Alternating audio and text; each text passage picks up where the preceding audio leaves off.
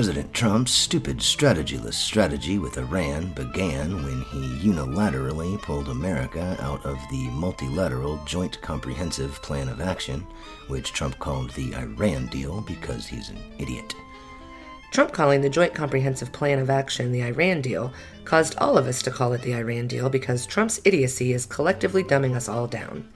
The Iran deal was finalized by the Obama administration in 2015 when, after 10 years of intense negotiations, then Secretary of State John Kerry was brought in to bore the Iranians into submission. As a condition of removing the crippling economic sanctions that have been imposed on Iran, the Iranian government shall agree to suspend its nuclear weapons program.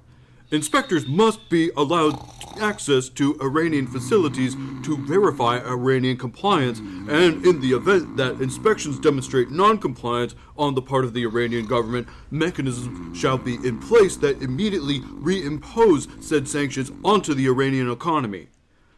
Okay, fine. We'll agree to whatever you want. Just please stop talking. President Trump pulled America out of the Iranian deal, which was achieved by leveraging sanctions in order to coerce Iran into foregoing their nuclear weapons program and allowing inspectors to verify their commitment, and then immediately imposed sanctions on Iran in order to leverage them into agreeing to forego their nuclear weapons program and allow inspectors to verify their commitment.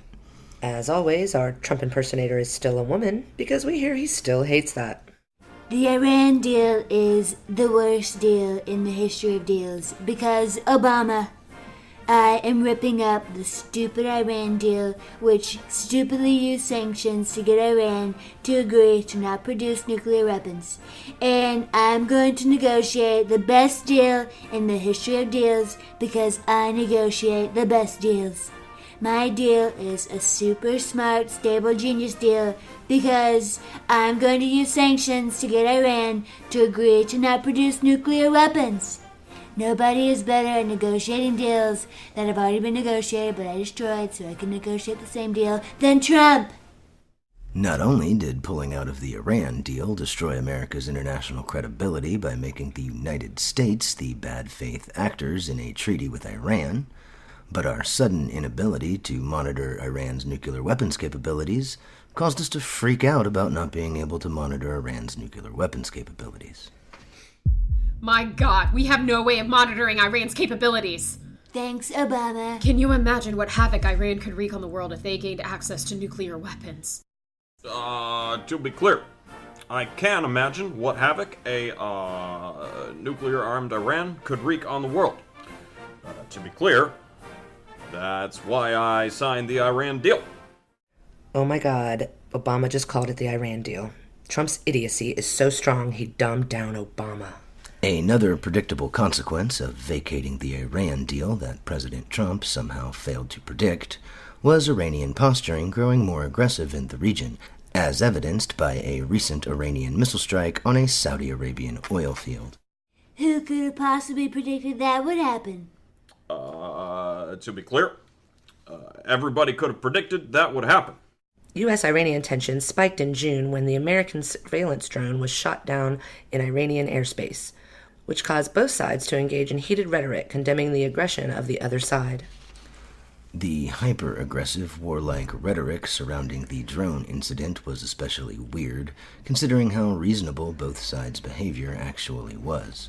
America was spying on Iran, because of course they were, and when Iran caught our drones spying on them, they shot it down, because of course they did.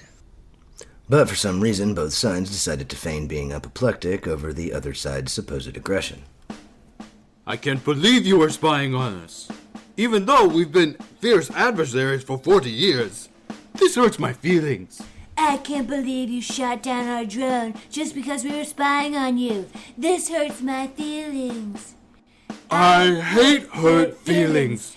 Let's go to war. Meanwhile, we still haven't elected a woman president because women are too emotional. The flare-up over the drone was so intense that President Trump ordered a retaliatory airstrike, then immediately changed his mind and canceled the airstrike while the warplanes were literally en route. Iran broke my favorite toy, bomb them! Commence Operation Impulsive Overreaction. I repeat, commence Operation Impulsive Overreaction. I changed my mind. If I don't bomb Iran, then they'll give me the Nobel Peace Prize. And my Nobel Peace Prize will say, this Nobel Peace Prize is better than Obama's Nobel Peace Prize. Abort Operation Impulsive Overreaction. I repeat, abort. Don't say abort. My base hates that word. President Trump's strategicalist foreign policy has basically been a chaotic mixture of two incompatible impulses, an isolationist tendency to resist interventionism and an insecure alpha male's need to kick ass. The president's irrational desire to not get involved, but also kick ass, has led to multiple rhetorical flare-ups that ultimately turned out to be as anticlimactic as Stormy Daniels' fake orgasm. His heated rhetoric against Iran had followed the same pattern of anticlimax that I assume is responsible for why Melania's facial expression always looks like that. And there had been no recent Iranian flare-ups to make Americans fear the impending possibility of war with Iran. But then Trump got impeached. They can't impeach me if I kill General Cuckoo Salamander. Commence Operation. I bet Nixon wishes he'd thought of this.